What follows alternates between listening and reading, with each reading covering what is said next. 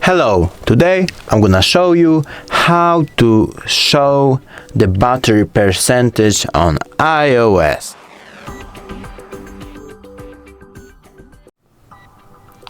First, what you need to do is go to the settings, which should be on your main screen, but if you can't find it here, all you need to do is go all the way to the right, then click on App Library, then right settings.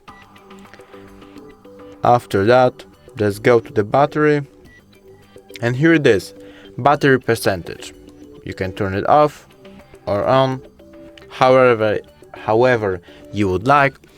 Thanks you for watching. It would be great if you subscribe to our channel.